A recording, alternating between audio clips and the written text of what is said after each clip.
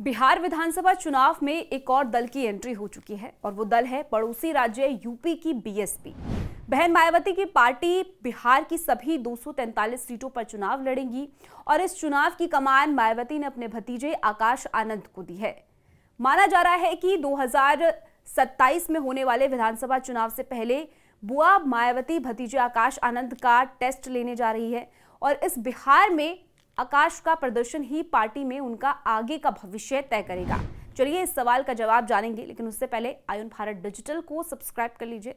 स्वागत है आपका, मेरा नाम तान्या अधिकारी है। दरअसल बसपा के चीफ नेशनल कोऑर्डिनेटर बनने के बाद आकाश आनंद की पहली परीक्षा बिहार विधानसभा चुनाव होने वाली है। आकाश आनंद 26 जून को पहली बार बिहार में अपनी जनसभा करेंगे और संगठन की बैठक में भी हिस्सा लेंगे। बसपा सुप्रीमो मायावती ने बिहार में अकेले चुनाव लड़ने का फैसला किया।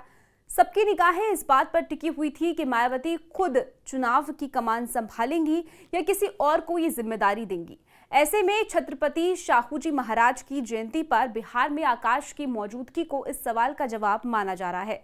खबरों की माने तो आकाश को बिहार चुनाव में प्रचार की जिम्मेदारी दी गई है। आकाश आनंद को बसपा में बड़ी जिम्मेदारी मिली है, उन्हें चीफ नेशनल कोऑर्डिनेटर बनाया गया है। इसके बाद बिहार विधानसभा चुनाव उनके लिए एक बड़ी चुनौती है। कहा जा रहा है कि 26 जून को आकाश आनंद बिहार में अपनी पहली जनसभा को संबोधित करेंगे।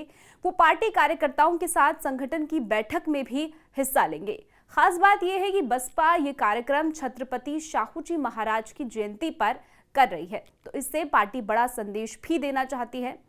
तो दूसरी तरफ आकाश आनंद की सक्रियता को बिहार विधानसभा चुनाव की तैयारियों से जोड़कर भी देखा जा रहा है। मायावती ने पहले ही घोषणा कर दी थी कि बसपा बिहार में किसी भी पार्टी के साथ गठबंधन नहीं करेगी, वो अकेले ही चुनाव लड़ेगी। ऐसे में सब लोग ये जानना चाहते थे कि मायावती बिहार चुनाव की कमान खुद संभालेंगी या किसी और को ये जिम्मेदारी देंगी। लेकिन अब आकाश आनंद को बिहार में होने वाले आयोजनों में शामिल किया गया है। इससे लगता है कि उन्हें बिहार चुनाव की जिम्मेदारी दी जा सकती है। इतना ही नहीं, खबरें ये भी है कि आकाश को बिहार चुनाव में प्रचार करने का काम भी सौंपा गया है। हालांकि बसपा की तरफ से अभी तक इस पर कोई भी आधिकारिक बयान सामने नहीं आया है।